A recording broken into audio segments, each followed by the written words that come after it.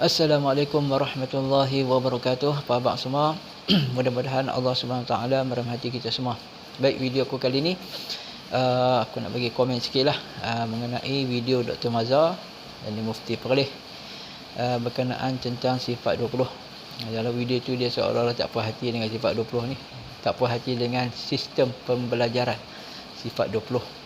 Kan dia ada perli-perli apa, jom kita jawab. Sebelum tu kita tengok dulu dia punya video dia. Mula-mula dia ada, lawan tak ada. Mula-mula dia dengar, lawan-lawan dia pekak. Baik. Video yang pertama dia ada kata lah cara kita belajar sifat 20 ni macam mana. Mula-mula kata Tuhan tu ada, lawan-lawan tak ada. Mula-mula kata Tuhan ni dengar, Tuhan ni dengar, ada sifat pendengar, lawan-lawan pekak pula. Baik. Sebenarnya cara pembelajaran sifat 20 ni tak macam tu. Tidak ada seorang tok guru pun pernah ajak kami lah. Tak ada tok guru ajak kami. Ajak mula-mula kata Allah tu ada, lawan-lawan tak ada. Tak pernah lagi lah ada. Tak ada tok guru kata mula-mula Tuhan tu dengar, lawan-lawan pekak. Ni dia punya mungkin mungkin mufti dia nak buat lawak kot noh. Biarlah dia buat lawak pun. Tapi nak buat lawak pun jangan buat lawak bodoh lah. Kan. Baik, sebenarnya kita dah belajar sifat 20 ni. Kita tak belajar tentang hakikat sifat. Kita belajar sifat 20 ni, kita belajar hukum sifat. Kita nak tahu hukum apa. Contohnya satu sifat ni kita nak hukumkan apa, wajib bagi Allah Taala ke ataupun mustahil ke atas Allah Taala ke ataupun dia harus bagi Allah Subhanahu Wa Taala. Jadi cara pembelajaran sifat 20 ni, mula-mula kita belajar sifat yang wajib, kemudian kita belajar sifat yang mustahil. Jadi setiap sifat yang wajib ni dia ada lawan dia. Jadi lawan tu dinamakan mustahil. Sifat yang mustahil bagi Allah Subhanahu Wa Taala. Memang kita kena belajar sifat-sifat yang wajib bagi Allah Taala dan kita kena belajar juga sifat-sifat yang mustahil atas Allah Subhanahu Wa Taala supaya akidah kita ni lebih kuat. Boleh saja kita kata kalau kita belajar sifat yang wajib saja pun dah cukup, kan? Tetapi kita kena tahu apa mustahil atas Allah Ta'ala supaya akidah kita, i'tiqad kita ni lebih kuat. Quran pun ajak lagu tu kan. Dalam Quran sebut wa tawakkal 'alal hayyil ladzi la yamut. Tawakkallah kamu ke atas Tuhan yang maha hidup. Tuhan yang hidup, alladzi la yamut. Kemudian Allah Ta'ala sebut lagi alladzi la yamut, maksudnya tak mati. Kalau kita orang kata cukup dah, sebut hayat tu dah cukup dah kan. Tapi kenapa Allah Ta'ala tambah lagi alladzi la yamut? Di situ bila Allah Ta'ala disebut tu bukan perkara sia-sia lah.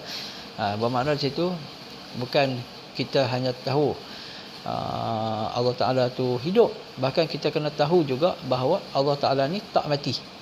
Takut nanti ada orang dia tahu aja Allah Ta'ala tu hidup kan. Jadi dia kata hidup macam kita. Kita hidup nanti satu hari kita akan mati kan. Takut ada orang yang dia fikir lagu tu. Dia kata Tuhan pun macam tu. Kalau ni hidup lah, nanti dia tak ada, dia mati. Tak. Sebab tu Allah Ta'ala kata al-hayy wa tawakkal 'alal hayyil ladzi la yamut. Bertawakkallah kepada Allah yang Tuhan yang hidup, allazi la yamut, yang tak mati. Baik. Itu cara sifat 20 yang kami belajar lah. Tak ada lah kami pernah belajar daripada tok guru kita mula-mula dengar lawan-lawan pekak. Itu mengarut lah. Baik. Okey, kita tengok video yang seterusnya. Ada pula yang tolong kira. 20 yang wajib, 20 yang mustahil, 1 yang harus. Jadi 41. Kira pula dengan la ilaha illallah campur garah darah, sama 41. Baik, dalam video ni Dr. Mazhar dia dakwa, dia kata ada di kalangan kita ni yang mengira tolong kira pula. Sifat yang wajib 20, sifat yang mustahil 20, kemudian satu sifat yang harus. Lepas tu dia kira darab dia buruh dalam kalimah la ilaha illallah. Masa tak ada siapa lagi ajak lagu tu kan. Ni bukan subjek matematik, dia kira darab apa tambah dah. Yang kami belajar ialah 20 sifat yang wajib, 20 sifat yang mustahil, yakni istihalah. Dan satu sifat yang harus tu 41 tu dia terkumpul dalam kalimah la ilaha illallah. Maksudnya apa? Bila kita sebut la ilaha illallah, tiada Tuhan melainkan Allah, maka kita kena tahulah Allah tu siapa. Kan? Kita sebut tiada Tuhan melainkan Allah. Allah tu siapa?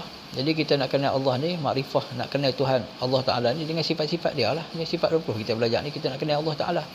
Jangan kita duk duk sebut Allah tapi tak kenal Allah. Begitu juga dalam kalimah syahadah kan. Asyhadu an la ilaha illallah, aku bersaksi tiada Tuhan melainkan Allah. Ulama kata asyhadatu la takunu illa ba'dal ma'rifah.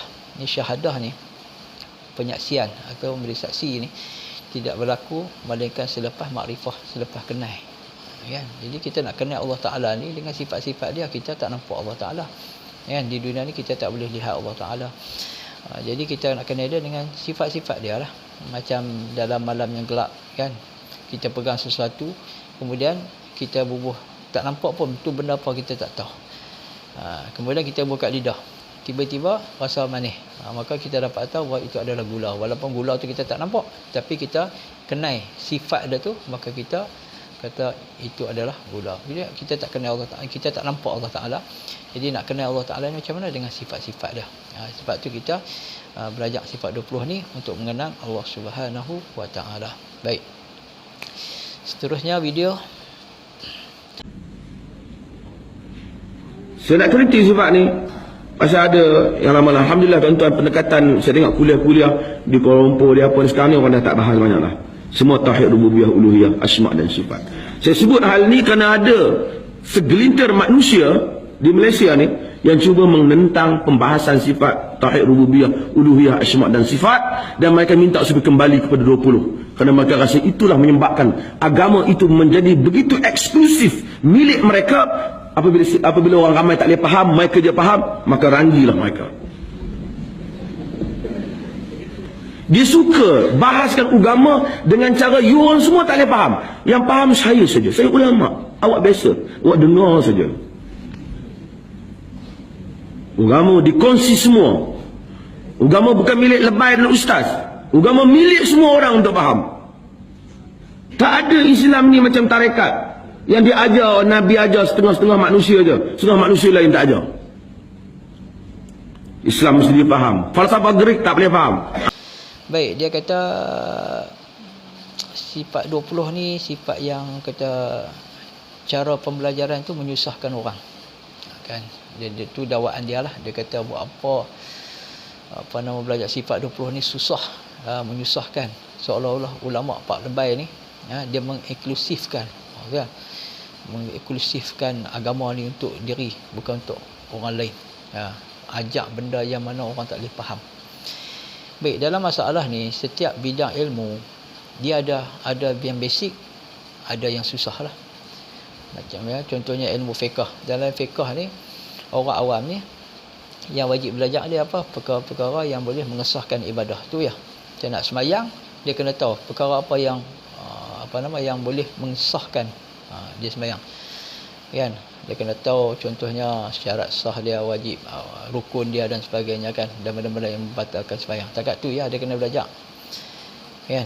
Yang lain tinggi lagi, level yang tinggi lagi dalam fiqh ni bukan kewajipan depa lah, itu untuk orang yang nak mengaji secara mendalami ataupun untuk ulama-ulama. Kan? Contohnya apa? Kalau seorang tu dia beranak ada kepala dua, lah ni nak ambil semayang ni nak basuh muka yang mana satu? Itu tak payah belajar lah. Kan? Dia senang. Begitu juga dalam ilmu tauhid ni, ilmu tauhid kita belajar sifat 20 ni, ada yang basic, ada yang susah. Susah tu mana-mana bidang ilmu macam tu ya. Ada yang mudah, ada yang susah. Memang. Kan? Jadi kita belajar sifat 20 ni. Okay, paling basic lah. Paling basic dalam sifat kita belajar sifat 20 ni. Contohnya sifat wujud kita mengetahui dan beriktikad dengan jazam bahawa Allah Ta'ala tu ada, mustahil tiada. Kemudian dalilnya apa? Alam ni. Tu dah cukup dah. Dah orang kata dah lepas dah. Allah tak tanya dah ke akhirat. Kan? Kalau kita belajar dengan tauhid yang tu saja. Mudah aja. Kan? Allah Ta'ala wujud, mustahil tiada, dalilnya alam ni. Tu yang mudah ya, 3 budak tadika pun boleh hafal benda tu kan. Boleh tahu. Begitu juga dengan sifat-sifat yang lain. Allah Taala ni bersifat dengan sifat berkuasa. Mustahil apa? Tuhan ni lemah. Kan? Dalil dia apa? Alam ni. Settle. Kalau nak belajar lebih tinggi-tinggi lagi, itu bukan ni untuk orang-orang yang nak mendalami lebih tinggi. Oh ya, tak apalah. Dan orang awam tak wajib dah. Belajar tu kan. Begitu je ilmu-ilmu lain macam mazhar, dia jadi mufti, dia belajar usul fiqh dan sebagainya. Tu benda tu bukan senang, susah juga. Kan? Kenapa dia tak buat jadi isu kan? Usul fiqh, oi payah weh, orang awam pun. Orang awam lah kan. Tapi kalau bagi orang yang nak betul-betul mendalami satu ilmu tu, bagi dia tak ada masalah, mudah je. Kan? Tu yang dia jadi buat teruk tu tak tahu apa. Kan? Kemudian dia kata sifat 20 ni ajaran falsafah Greek lah. Kita nak bahaskan sifat 20 ni, kenapa perlu kepada ahli falsafah Greek kita sendiri pun ada ulama-ulama kalam kan, mutakallimin. Mereka ni lah yang membahaskan sifat 20 kan. Bila masa pula ahli falsafah Greek ni dia bahas tentang sifat 20? Aristotle ke, Plato ke, pernah ke? Tak ada riwayat lagi lah mereka ni duk bahas tentang sifat 20 ni. Yang duk bahas sifat 20 ni ulama-ulama mutakallimin. Jadi ulama-ulama mutakallimin ni ada yang sunni, ada yang bukan sunni lah. Contoh macam Mu'tazilah, mereka ni bukan sunni. Hak yang sunni pun banyak kan, ulama-ulama mutakallimin ni. Contohnya apa? Imam Abu Hasan Asy'ari. Kemudian ulama-ulama Asy'ari, apa tu, Imam Abu Mansur Maturidi. Ni semua ulama mutakallimin. Imam Al-Baqilani, Imam An-Nasafi, Imam Taftazani kan, dan banyak lagi. Dia mereka ni yang membahaskan sifat 20 ni. Kan? Kalaulah kita kata yang bahas, kita belajar sifat 20 ni dengan cara falsafah Greek, kita ni pakat sesat belaka lah. Sesat belaka. Jadi ulama-ulama ni, dia ilmu kalam ni apa dia? Kita kena tahu juga ilmu kalam ni ilmu yang menghimpunkan hujah-hujah dalam hujah-hujah daripada Al-Quran dan hadis mengenai i'tiqad iman. Dengan pembuktian akal. Ini akal ni Allah Taala kata dalam Quran dia wujud, dia bersifat dengan kudrat, dan dia ni Allah Taala berkuasa mendengar dan sebagainya ni. Maka akal ni membuktikan bahawa apa yang dikatakan oleh Allah Taala tu memang benar. Bukan maksud ahli kalam ni dia ikut akal dah, tak. Dia ahli kalam, ahli sunnah ni dia meletakkan Quran tinggi, Quran di atas dan akal di bawah. Dia tak macam Mu'tazilah. Mu'tazilah meletakkan akal ni tinggi daripada Quran dan hadis. Kan? Jadi kalau bertentangan antara Quran dan hadis, Mu'tazilah akan pilih apabila ada bertentangan di antara Quran dengan akal, maka Mu'tazilah ni akan ambil akal lagi, dia akan memilih akal lagi, hujah akal. Jadi kita ulama ahli kalam yang sunni ni, dia letakkan Quran di atas dan akal di bawah. Sekiranya ada pertemuan di antara akal, hujah akal dengan hujah Quran, maka ulama ahli kalam sunnah ni akan memilih Quran daripada akal. Kan? La ilaha illallah datang pada zaman Nabi, sifat ni tak muncul lagi.